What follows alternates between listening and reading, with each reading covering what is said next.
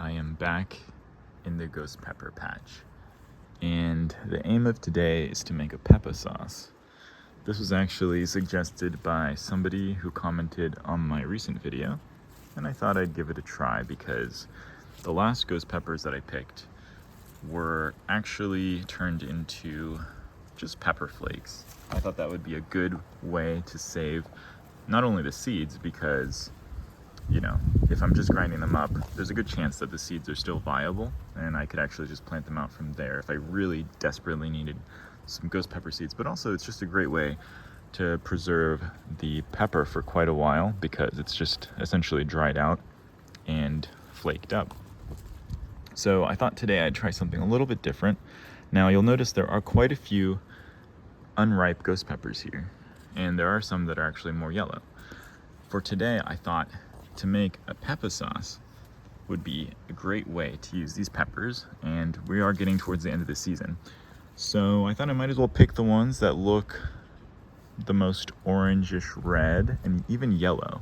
And I thought for color purposes and to make something more visually appealing to eat, I'm curious to use, more than just a ripe red or orangish pepper. I thought it would be fun to use, like a yellow pepper. I think that'd be nice to have on a plate or to add to a dish. So that's my goal for today.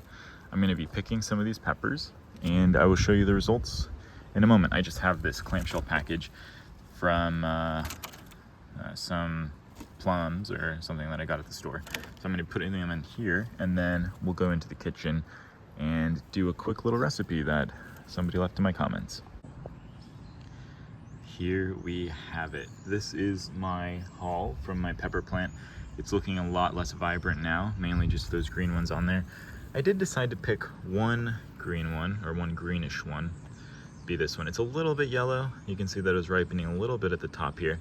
It's still got those quintessential spikes and burrs and thorns that a ghost pepper has. And of course I have a mix of yellows, reds, and oranges, just these beautiful colors here. I mean, look at that. That's a little bit more green, but still has that yellowish orange hue. But look, it's just incredible. These peppers are so pretty. So a Peppa sauce with these will absolutely do well, I think. I've never made one before. And while I was picking these, I noticed the plant is kind of dying back, right? We're getting into mid-November here, and it's just not really pepper season anymore. So I'm shocked that the plant is still able to put on a few more fruit, and maybe, I don't think it's gonna flower anymore, but definitely I'll see if those fruit get any more orange or yellow.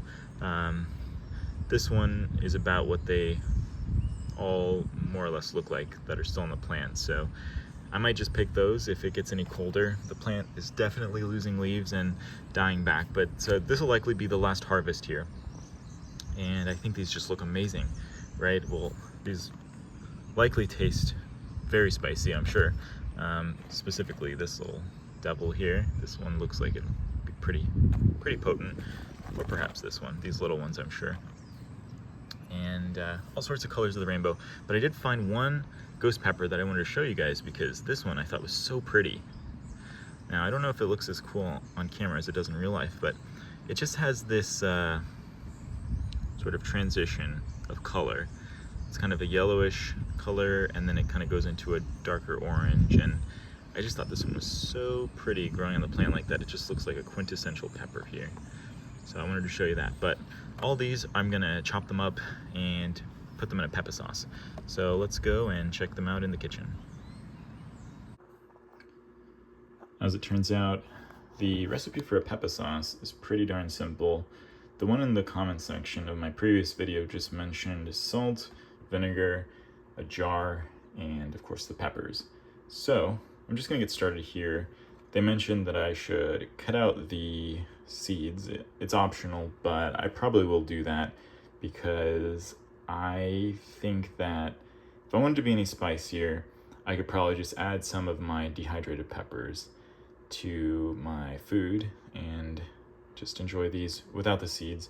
So I'm going to be doing that. So there's a little bit of prep work here, just chopping them up, and then I'm going to be putting them in this jar here. So I'm going to get started with that now.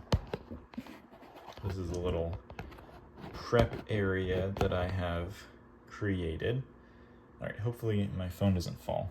Now, one more thing I'm going to be doing is actually putting on these gloves. The reason I'm wearing these is because I have had some pretty darn terrible experiences with burning myself by working with peppers. And it's been pretty excruciating pain, and I don't wish to experience that again. So I'm going to try to mitigate that by wearing gloves today. And I will say, I never have a reaction when I'm picking them.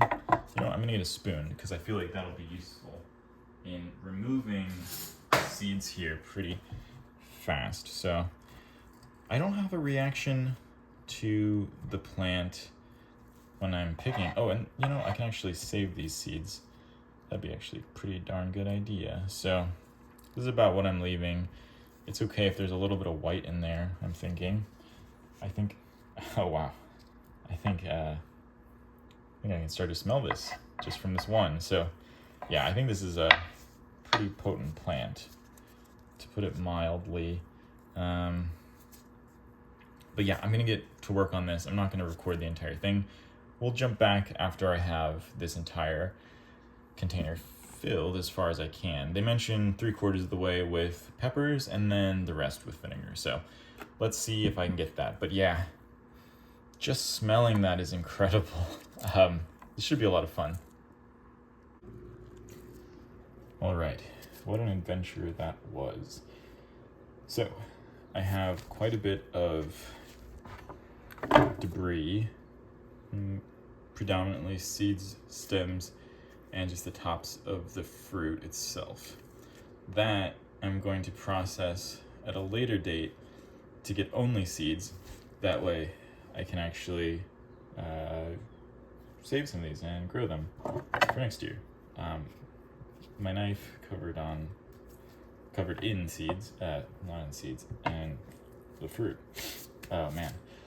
About 3/4 of the way through that, I don't know. I don't know why. It was fine, you know? I was cutting these up, and then all of a sudden, it just hit the critical mass for the capsaicin in the air or something, and so then I started coughing a bit.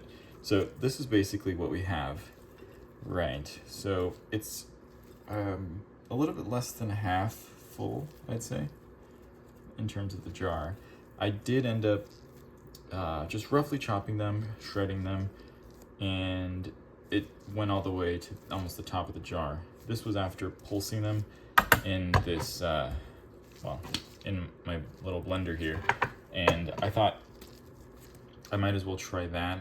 So just to give a little bit of variation in texture and potentially in flavor as well. So this is what we're dealing with here. So that was all the peppers, and blending them did reduce the volume quite a bit, but I still left quite a bit of shreds there. You can see it almost looks like kimchi or something. It's very interesting color. I even left some whole peppers in there just for fun, just little ones, because the comment on my video mentioned, and I tried to get as many seeds out as I could. Obviously, it's not possible given the amount of seeds, the amount of fruit that I was working with, and I still have my gloves on because I don't want to burn myself, or I'm trying to reduce the amount of capsaicin I spread everywhere. I mean, it's in the air right now, and I think, well, I had to open a window and the door, but here we are. And like I was saying, on the video they mentioned chopping them in a food processor, which essentially kind of did, and I thought maybe I'd leave some whole, but I don't know, I just wanted to kind of get a good mix, because this is the first time I'm making this, and you know, maybe I'll like it more as julienne cut or shreds. I doubt that I'd like a whole pepper, but I thought it'd be pretty in there. These little, almost like a liquid, I mashed it basically with the food processor. Maybe I shouldn't have mashed it that far, but I'm sure that'll impart a lot of flavor on the whole sauce. So basically at this point, I'm just gonna fill this with vinegar, and I'm kind of using the cutting board as a way to centralize the ghost peppers. That way I don't spread them too far onto the rest of the kitchen. So this is about half a, it says it here. It says it's a cup of ghost peppers shredded. And of course, half of that is ghost peppers blitzed in a blender. So it's hard to know exactly how much I'm working with, but basically the recipe that I'm following says to add a teaspoon of salt, and then basically the rest with vinegar, but it's about a cup of vinegar to a teaspoon of salt, and let's see how far that gets us. So I'm gonna get out my cup here. Yeah, sometimes when I'm in the midst of doing things with spicy peppers, I just kind of, I don't know, it was so interesting because working with here, and I'm pouring the vinegar, working with the ghost peppers, they have a very fragile, delicate skin. I would say, and I don't think it's just because of the color, but it almost reminds me of mandarin orange skin, if that makes any sense. It's just a very, almost like peely type of skin, and for a second there, it almost smelled like I was working with some sort of citrus. I'd say, oranges wasn't too far off, maybe a little bit of lime. The smell of all these peppers just kind of gave a citrusy smell. So here's that cup of vinegar. This is just 5%. Let's see where that gets us. So the pepper, it's just about right in line with the peppers there. So we'll probably need at least 2 cups, I'd say. And I might need to go and run and get a bit more, because I think there's just about a cup left. Almost. Let's see where that gets us. Here goes 2 cups. So if we did 2 cups, that means I need 2 teaspoons of salt, I believe.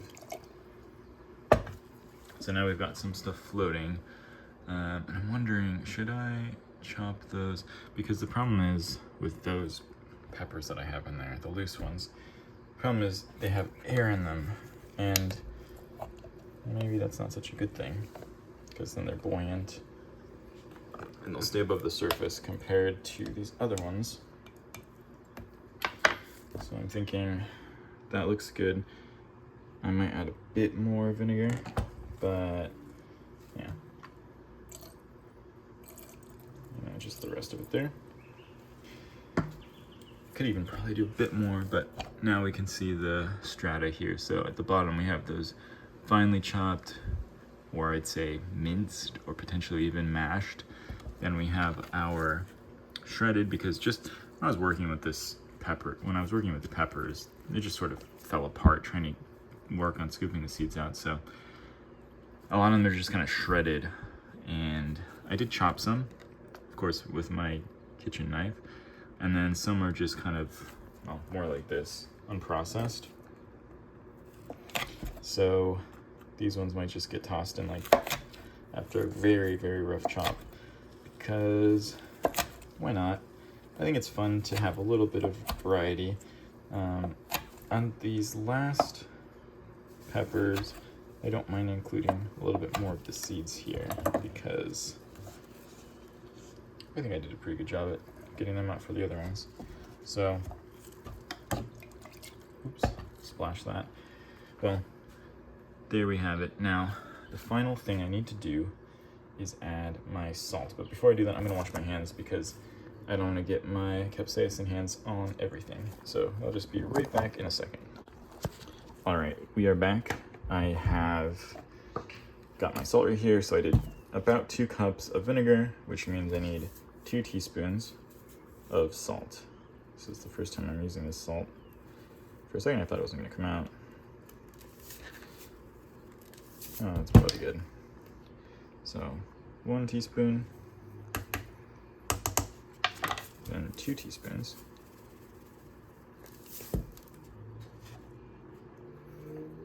I'm reluctant to take off my gloves, but I also know I should probably wash my hands as soon as I can.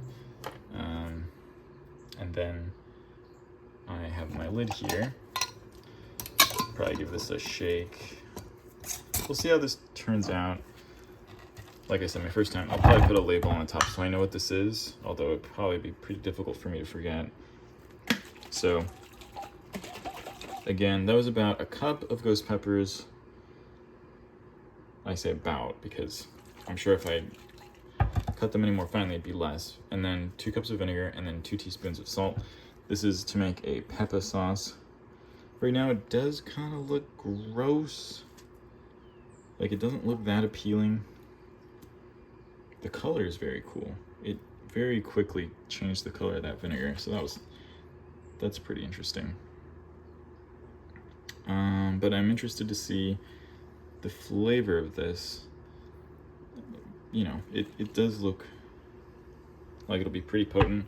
I imagine you could add other things to it, like garlic or something else. I'm not really sure. This is my first time really trying to make anything like this, so I'll make an update and let you know how it turns out. But for right now, this is how my Peppa sauce came out. Let me know what you think. Oh yeah, and sort of an important thing I forgot to mention, you gotta burp this.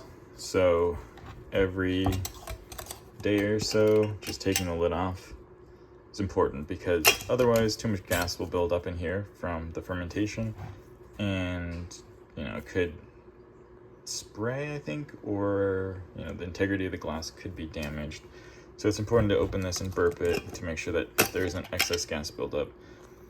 That could make this not a great experience. So I'm gonna make sure to do that at least once a day. I'll see how that works. And I'm just supposed to leave it on the counter for a couple days or so, and then eventually move it to the fridge. But yeah, just wanted to add that because I forgot that important step, but I do appreciate the person who mentioned that in the comments.